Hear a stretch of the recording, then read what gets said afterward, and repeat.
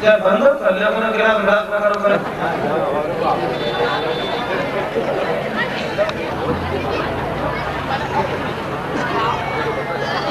और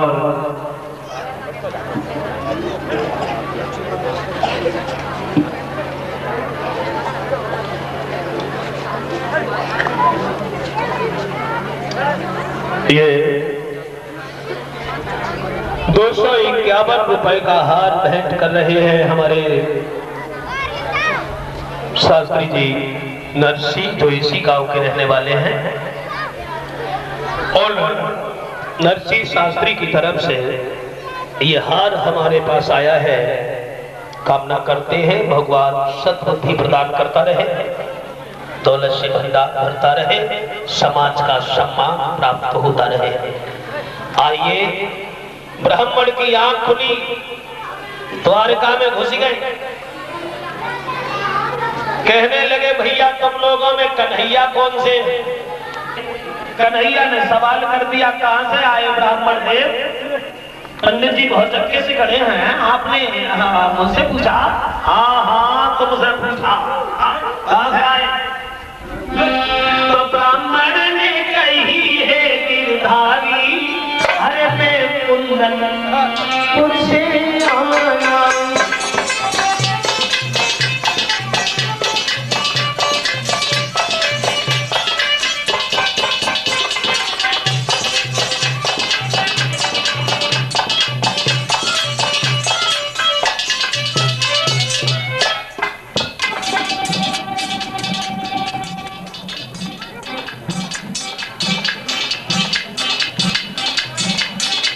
जवाब दिया तो आपने ये पूछा कि हम कहां से आए हैं?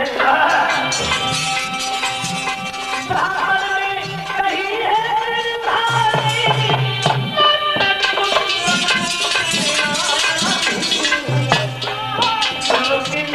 तुम्हारी साथी है, उसका संदेशा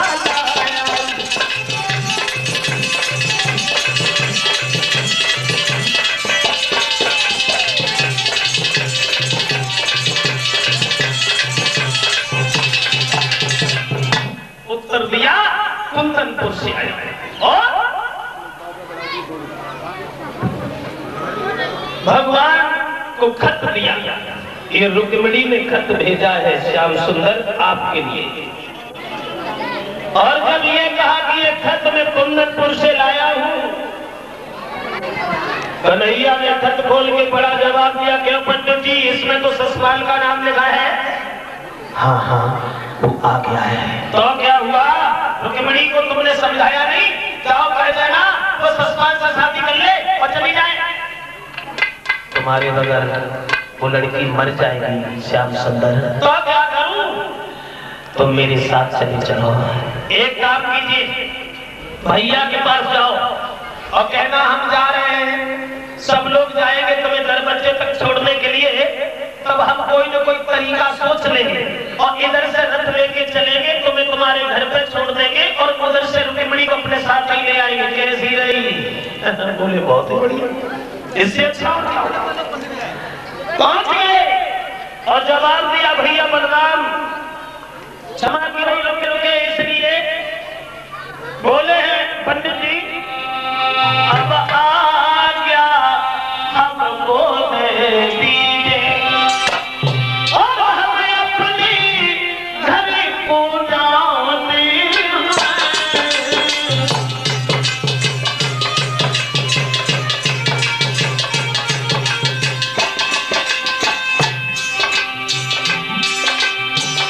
बोले पंडित जी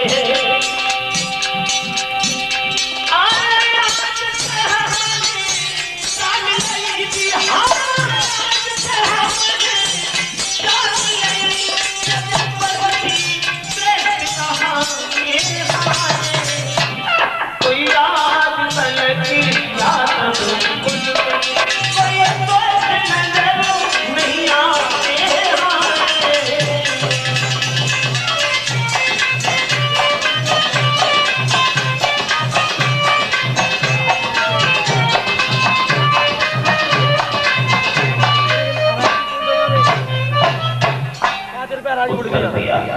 अब हम अपने घर पे जा रहे हैं क्योंकि हमें काफी समय हो गया है यहाँ रुके रुके, और जिस विचार से हम आए थे भगवान से मिल चुके हैं। चल दिए पंडित जी, थोड़ी दूर चले, कन्हैया ने इशारा कर दिया, पंडित जी बैठ करके हाँफने लगे। बलराम बोले क्या हुआ, काय को बैठ गए? दौड़ा आता है कि मिर्गी की शिकायत है, क्या हो गया? कन्हैया कहने लगे भैया बुढ़ापा है इसलिए इनसे पैदल नहीं चला जाता, आपकी अगर आज्ञा हो तो हम रथ लेकर के पंडित जी को कुछ दूर तक बोले चले जा। कोई बात नहीं, छोड़ जल्दी। कुंदनपुर से पहले रथ खड़ा कर लिया। क्या पंडित जी? ससुराल तैयारी से आया और मैं अकेला, इतनी फौजों का सामना मैं नहीं कर सकता, इसलिए जाओ रुक्मिणी से कह देना कि वो ससुराल से शादी कर ले और चली जाए। जवाब दिया पंडित जी ने, माफ कीजिए वो लड़की मर तो जाएगी लेकिन शादी तुम्हारे अलावा और किसी से नहीं करेगी। कन्हैया कहने लगे तो क्या करूं, उसके पीछे मैं मर जाऊं? कहां इतनी फौज और मैं अकेले? कुछ सोचो। क्या सोचे? इतना तो कर सकते हैं, अगर रुक्मिणी को गांव से बाहर कहीं अकेले में तुम हमें मिला दो तो हम लिए जाएंगे, हम लड़ नहीं पाएंगे किसी से। कोई बात नहीं, गांव से बाहर एक मंदिर है और तुम मंदिर के पास में रथ लेकर के चलो, हम रुक्मिणी को पूजा करने के बहाने वही मंदिर में भेज देंगे, रथ में बैठा लेना, चले जाना। रुक्मिणी भाग करके सामने पहुंच गई। कहिए पंडित जी आ गए हैं कन्हैया, कितने अकेलो आओ? क्या? हाँ सौ सपा मनुष भरो, पता नहीं तूने कहा देखे लो ससपाल देखत में सौ को अच्छो लगत, आज हमने देखो सपा डामर जैसे ड्राम धरो देखा। रुक्मिणी कहने लगी पंडित जी लगता है कि तुमने सोच नहीं पाया। क्या नहीं सोच पाया? तो बोली सुनो।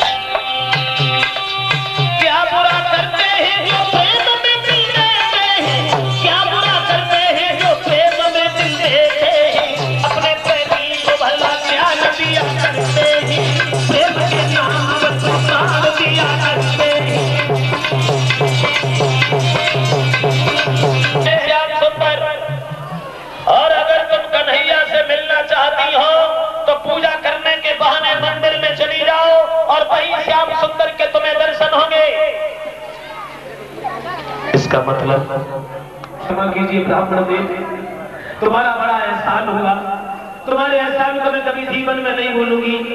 अब मैं चली जाऊंगी, आप जाइए यहाँ से, आप जाओ मैं चली जाऊंगी। पंडित जी बोले मतलब न करे वो तो सीधी सी कही आप जाओ, रोटी रोटी खवाई नहीं करना, खवाई भूगल। कहने लगी क्षमा कीजिए पंडित जी आज मैं तुम्हें भोजन नहीं करा पाऊंगी। बात कुछ और है ना, जो भोजन तुम्हें बनाए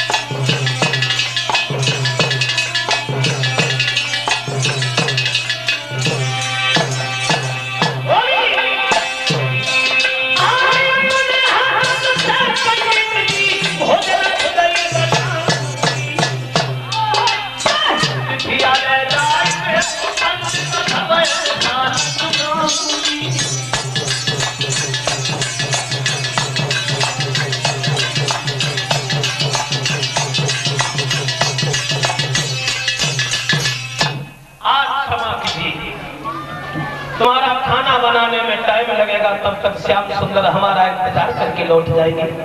आपकी मेहनत बेकार हो जाएगी ब्राह्मण देव। वही द्वारिका में आना, मैं तुम्हें भोजन कराऊंगी।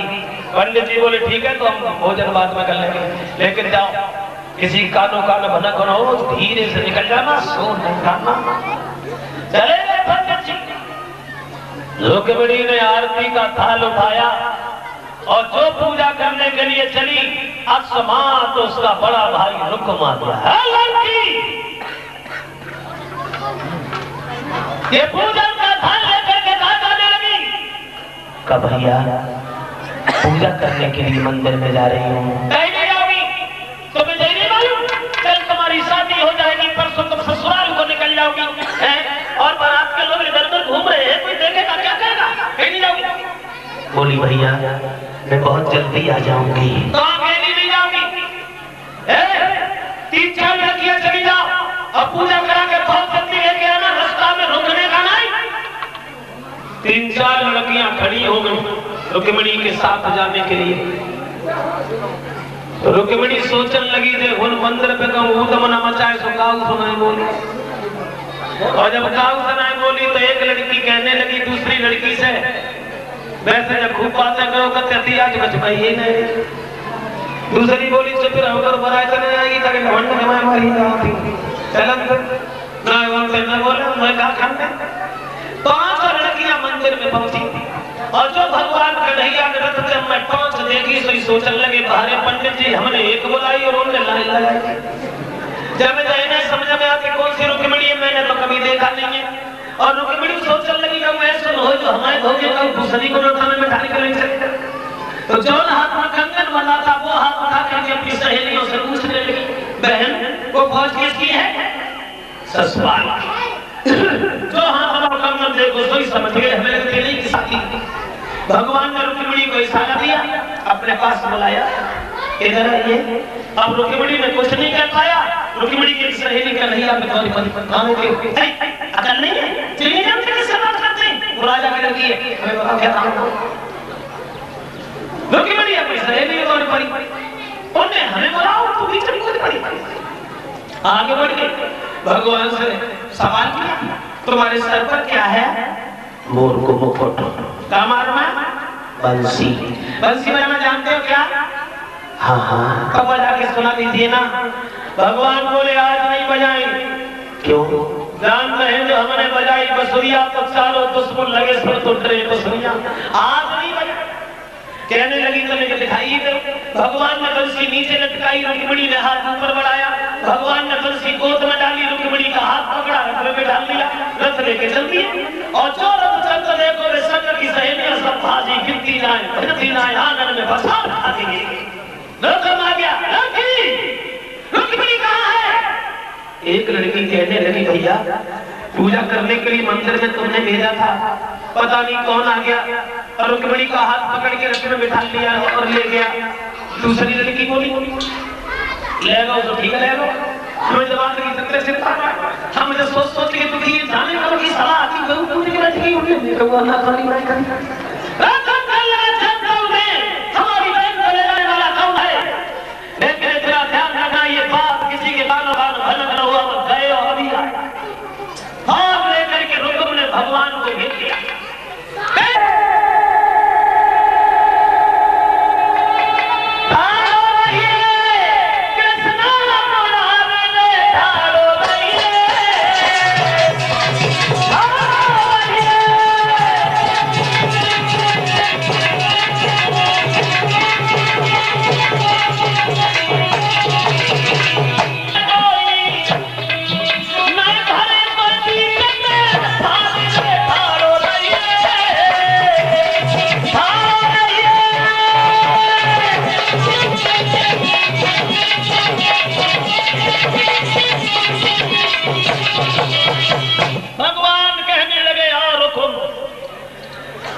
युद्ध करोगे क्या? रुक्म कहने लगा हाँ, तड़फा करके मारूंगा जो देखने वालों का भी कलेजा हिल जाएगा। आगे बढ़ करके भगवान ने रुक्म को उछाल करके जमीन से पटक दिया। तलवार लेकर के जब ही रुक्म को मारना चाहा तब तक बहन रुक्मिणी ने भी बीच में आकर के हाथ जोड़ी, ना ना ना मेरे भैया को मत मार, मेरे भैया की करे सावरिया मोई बेटी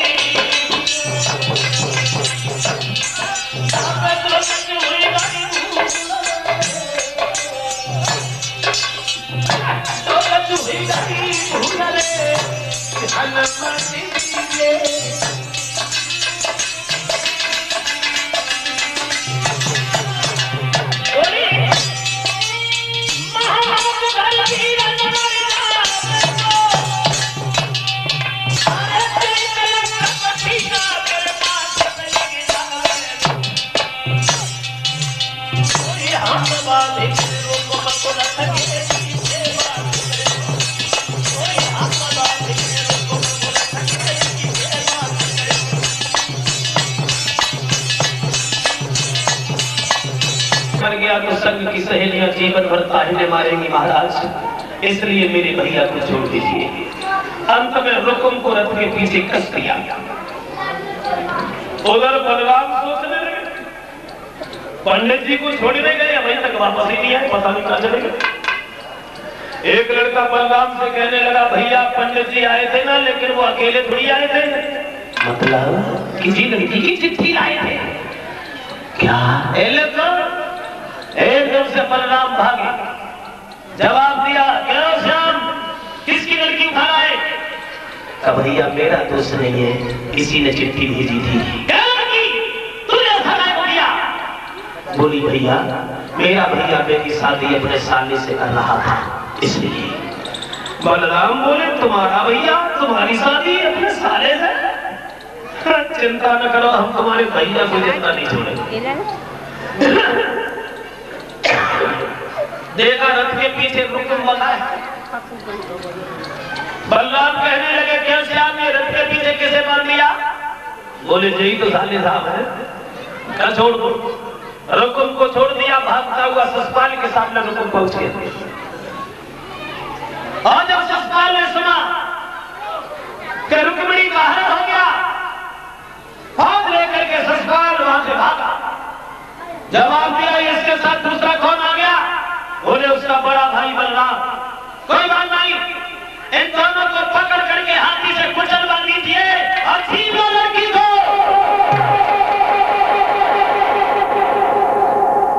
बलराम कहने लगे, श्याम रुक्मिणी को अकेला छोड़ करके युद्ध करने के लिए मत जाना, ये ससपाल की फौज हमारे लिए ज्यादा नहीं है, हम अकेले बहुत है।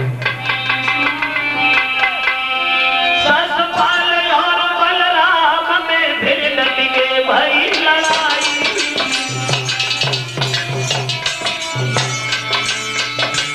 आगे से बेटिया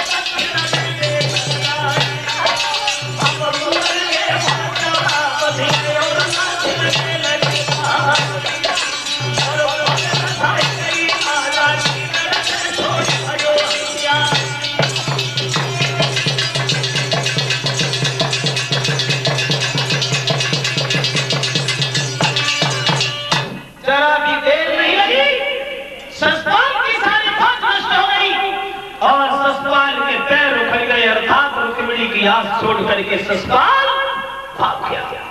शर्म के मारे रुकुम भी घर पर नहीं गया। भीष्मक बड़े खुश हुए और कृष्ण के साथ में रुक्मिणी का विवाह किया गया। और जब शादी हुई, ससुराल उधर भाग गया, रुकुम दूसरी जगह भाग गया। धूमधाम से विवाह हुआ कन्हैया का। शादी जब हुई तो औरतें गीत गाने लगे और गीत गाते ही गाते गाली गाने लगे और कन्हैया को गाली देती भई बोली, अरे मोरा मुकुट सिरा बांधे लाला तुम बाबा दे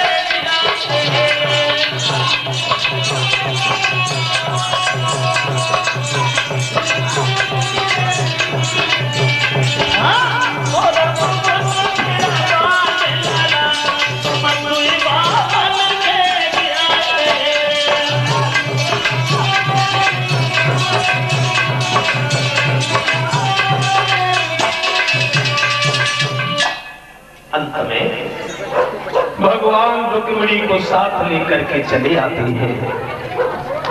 भाइयों, जब रुक्मिणी को साथ लेकर के चले आए हैं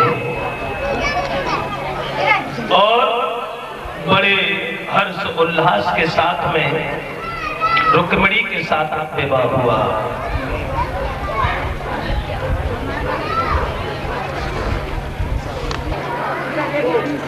पहला विवाह भगवान कन्हैया का हुआ रुक्मिणी से।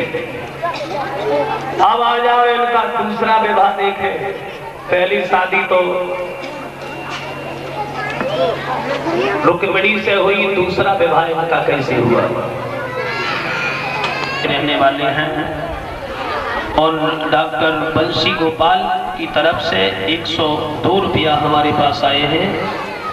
101 रुपया मुकेश यादव, पूर्व प्रधान, इसी गांव के रहने वाले, और पूर्व प्रधान की तरफ से मुकेश यादव जी की तरफ से 101 रुपया हमारे पास आए हैं। 21 रुपया नरसी लाल शास्त्री,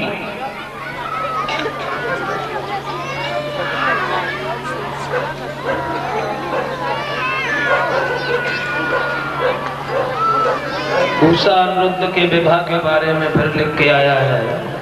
कुछ समय निकाल कर सुनाने की कृपा करें। समय कहाँ निकलता हो, फिर तो निकालो, धोना निकलता। आइए दूसरा विवाह इनका कैसे हुआ, भगवान का कीर्तन बोल लेते हैं।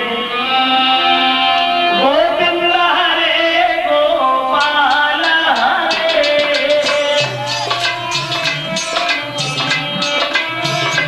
गोविंद हरे गोपाल हरे, जय जय प्रभु दीन दयाल हरे,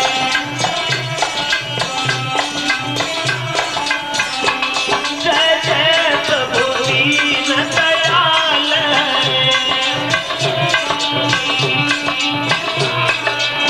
हे सीतापति सीताराम हरे,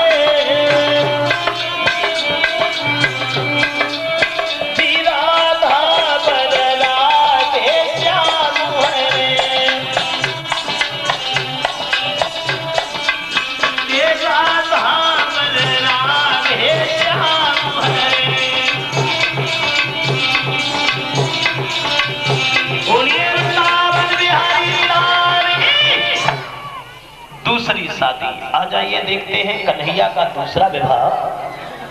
पहला विवाह रुक्मिणी से, दूसरा विवाह कैसे हुआ? तो शादी एक नहीं हुई थी, मेरे ब्याह भाई। दूसरा विवाह सत्रजित की लड़की थी, सत्यभामा नाम था उसका। की तपस्या की तो सूर्य भगवान ने खुश होकर के सत्रजित को एक श्यामंतक मणि दे दी। श्यामंतक मणि, अब वो मणि की पूजा किया करता था तो उस मणि से सोना निकलता था। अब वो सूर्य की दी हुई मणि वो सूर्य की तरह से चमकती। एक दिन ऐसा हुआ, सत्रजित का भाई कहने लगा, प्रसेन जवाब दिया भैया ये मणि हमें दे दो और हम जंगल में शिकार खेलने जा रहे हैं। का ठीक है। सत्रजित के हाथ से मणि लेकर के चल देता है प्रसेन। जंगल में पहुंच गया। लेकिन भाइयों एक हिरन के ऊपर निशान लगा रहा था। अकस्मात पीछे से एक शेर ने दबा लिया। नतीजा ये हुआ कि प्रसेन को शेर ने जान से मार दिया और उस मणि को मुंह में दाब करके वो शेर जंगल में भागकर चला गया। जंगल में जामवंत रहते थे। जामवंत ने देखा कि शेर के मुंह में बड़ी सुंदर सी मणि है, तो जामवंत ने शेर को मार दिया और मणि को लेकर के अपनी गुफा में प्रवेश कर गए कि इस मणि से गुफा में प्रकाश होता रहेगा। अब क्या हुआ? 4-6 दिन हो गए, प्रसेन लौट करके वापस नहीं आए, तो सत्रजित के दिल की धड़कनें बढ़ गई। सत्रजित को एक बहम हो गया, लगता है मेरे भैया को भगवान कन्हैया ने मार दिया। क्योंकि एक दिन उस मणि को लेकर के हम कन्हैया की सभा में गए थे, तो उस मणि को निहाल करके सबकी बुद्धि खराब हो गई और आज द्वारिका के राजा ने मेरे भैया को अकेला देख करके उस मणि को पाने के लिए मेरे भैया को मार डाला। मगर ये बात उसने कही किसी से नहीं और भैया के दुख में उसका भोजन भी छूट गया। एक दिन ऐसा हुआ, उनकी पत्नी पति के पास बैठी है, पूछने लगी महाराज एक बात बता दीजिए, घर में आप पहले जब कभी रहा करते थे तो बड़े आनंद से और हंसी खुशी से रहते थे और आप समझ में नहीं आ रहा क्या कारण है, तुम काहे को दुखी हो? सत्रजित कहने लगे क्षमा कीजिए, हम अपने दुख की बात तुम्हें नहीं बताएंगे। बोली क्यों नहीं बताओगे महाराज, क्या मैं तुम्हारी पत्नी नहीं हूँ? बोले इसीलिए नहीं बताएंगे कि तुम हमारी पत्नी हो। क्यों?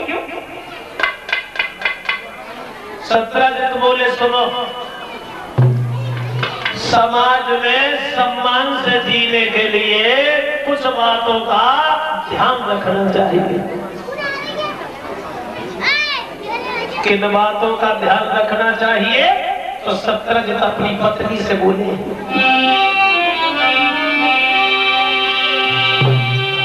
अपने घर की झंझट में कोई पंच बुलाना ठीक नहीं और चुगलखोर यदि पिटे कहीं पर उसे बचाना ठीक नहीं।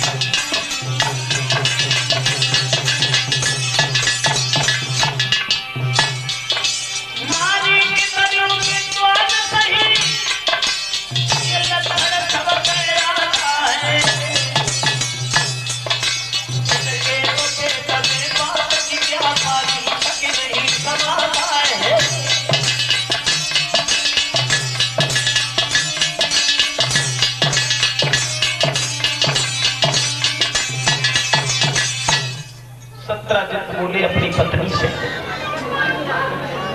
इसलिए हम तुम्हें कोई बात नहीं बताना चाहते हैं। समाज में आदमी अगर सम्मान से जीना चाहे तो पेट की बात कभी स्त्री से न कहे। पेट का पूरा भाव कभी औरत को न दे। जो इतनी बात सुनी तो ढला बैठी थी, ढला को बैठे नाराज होगी तो कूद के ऊपर लगी जाए बहुत बोली। अब ऐसे घर में रहे तो फायदा ही कहा। पता नहीं कौन कौन सी बात है तुम हमसे छुपाए करे। देखियो लगी गला हम तुम्हारे के तो खास चलता ही नहीं, हम फांसी लगाएंगे दादा। सत्रजित बोले वो बात नहीं है, बात कुछ और है। औरत के तनी विद्वान सही, ये लक्षण सब पे आता है। इनके तो पेट में बात की क्या पानी तक नहीं समाता है। नारी स्वभाव सत्य कव कही, अब गुण आठ सदा युग गई। यानी स्त्रियों के अंदर ये कमी होती है कि स्त्री के पेट में कभी कोई बात रुकती नहीं है।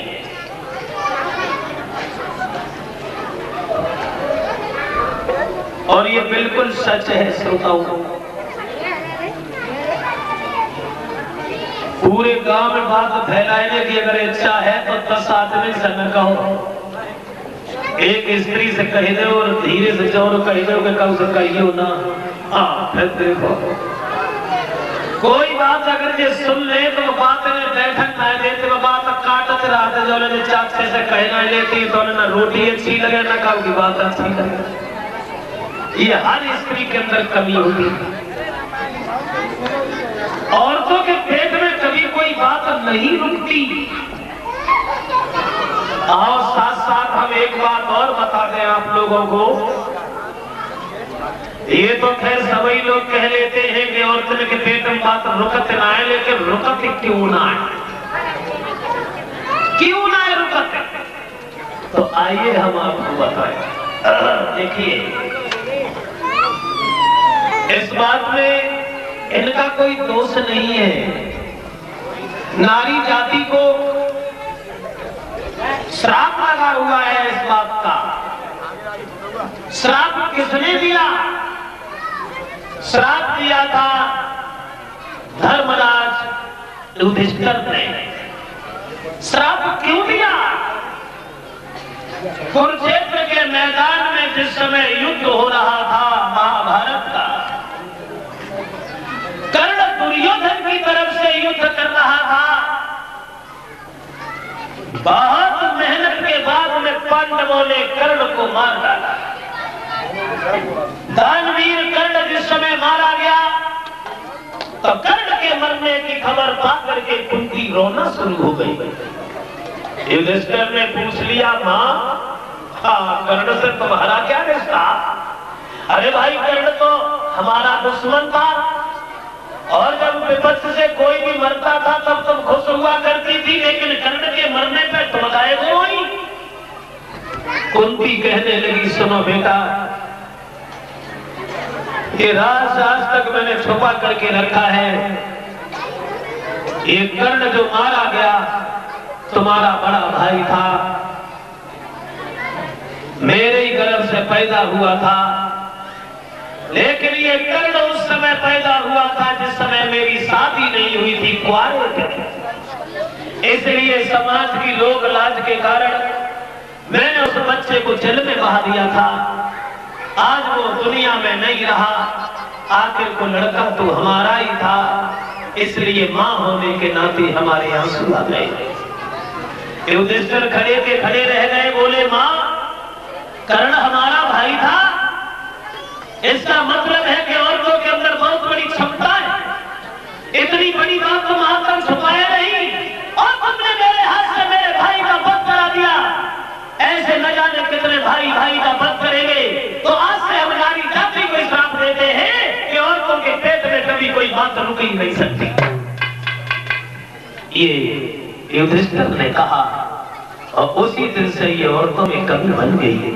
कोई बात सुन ले तो वो बात इन्हें बैठक ना देते न कुछ रूस जो ने कहना लिए चाचे से ये जुए तब तक चैन नहीं पड़ता। सत्रजित कहने लगे, इसलिए समाज में आदमी इज्जत जाए तो पेट की बात औरत से न कहे। बोली महाराज तुम हमें तो बताओ, हम कभों का सुनाई कहें, और हम जो कभों का उसे कहें तो हम तुम्हारे सवेरे ही मरो मो देखे, हम तुम्हारी किताब खाता हम नहीं का उसे। सत्राजित बोले अब नहीं मानती हो तो सुनो, लेकिन ये बात कहना नहीं किसी से, क्योंकि बड़े आदमी की बात न खाए बने न मोवाए बने। द्वारिकाधीश भगवान कन्हैया ने मेरे भैया को मार डाला, लेकिन ये बात तुम किसी से मत कहना। बोली मुझे तो बरो बरो हो महाराज, सोए जाओ, होगा उस समय कहीं सोए। मेरे को सोए गए, उन्हें नींद ही ना आई पूरी रात, कहो नहीं बंदती नहीं, कहो सवेरो हो। तो सबसे बड़ी बात है तू राजा उसे कहिए तो का लेने देने आए दे भाजी दे अपने बगल वाले घर में कहीं आई बे भाजी दे अपने को समय सुबह से शाम नहीं हुई तब तक द्वारिका के घर घर में चर्चा चली गई। कैसा है ये द्वारिका का राजा जो प्रजा के लोगों को मार रहा है, गलत है, गलत बात है। कहां सत्राजित ने कहा था कि किसी से कहना नहीं, लेकिन नारी जो करे सो करे छोड़,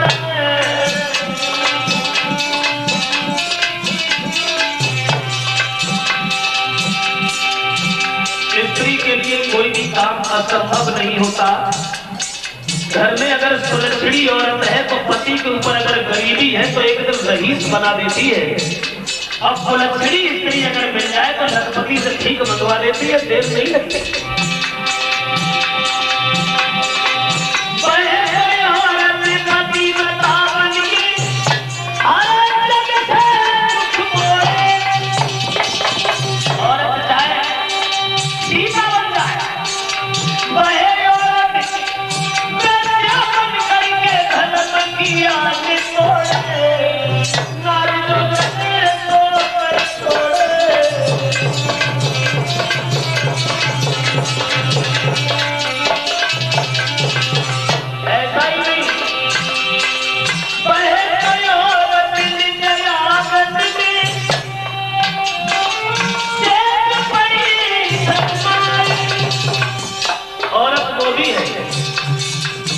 घर में अगर अकेली है तो डरती है कि कोई कहीं से आ न जाए, औरत वो भी है जिसे किसी का डर ही नहीं लगता।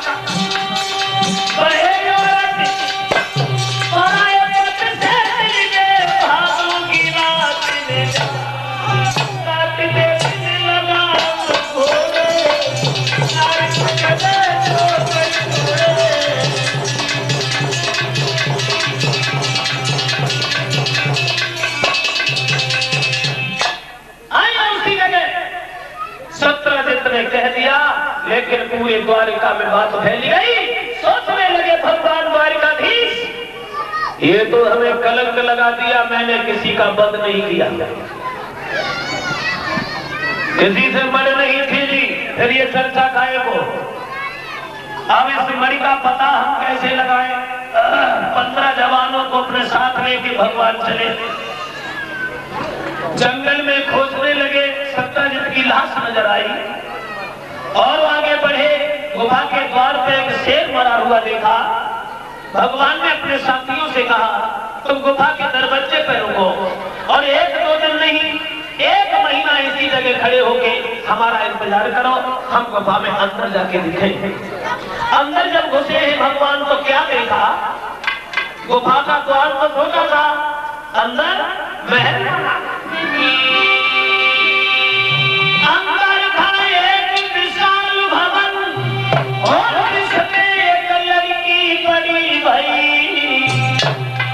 उस कन्या के ही पलना में वो सुंदर बड़ी भी रखी भई।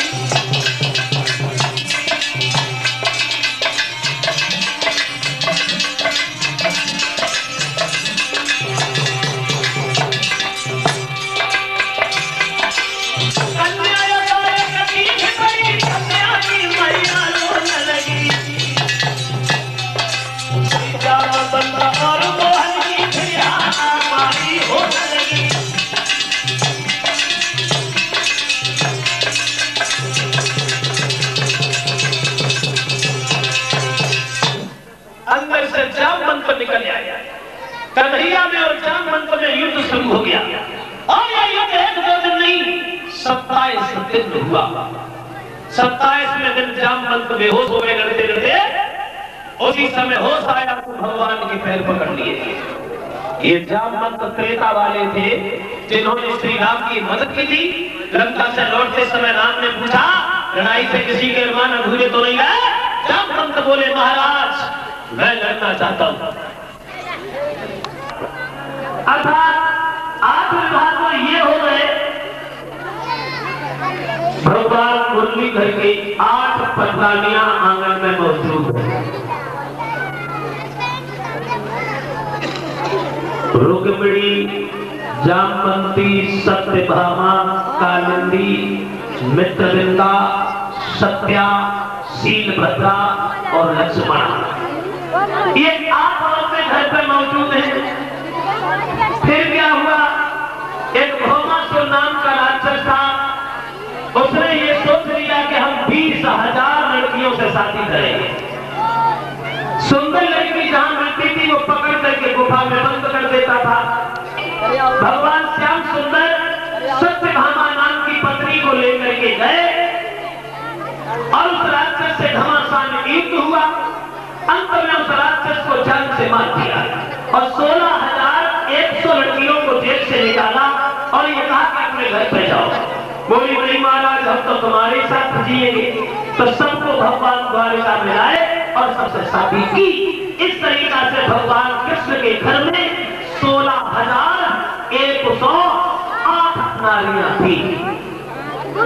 हुए 16,108 कन्याएं और इतनी औरतें।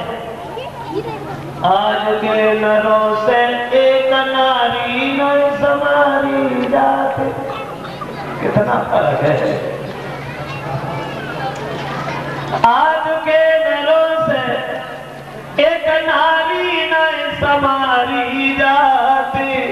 हुए कृष्ण के 16,108 नारी है और लक्षण अवतारी के या ही 100 प्रकट होता तने पे श्याम सुंदर पाल ब्रह्मचारी है।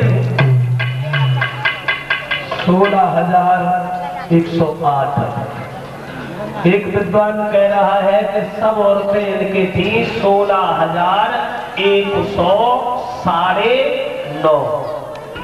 राधा और कृष्ण का विवाह किया था ब्रह्मा जी ने भांडीर वन में।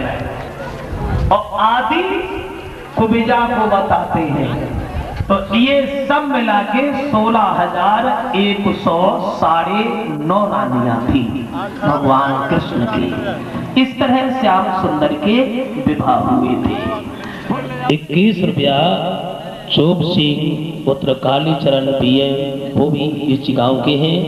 उनकी तरफ से 21 रुपया आए हैं। भगवान सुख शांति देता रहे। आइए और आगे बढ़ते हैं।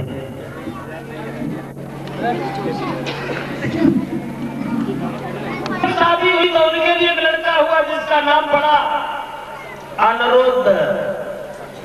ये थे भगवान कृष्ण के नाती अनिरुद्ध हैं। तो हम अति संक्षेप में बता देंगे।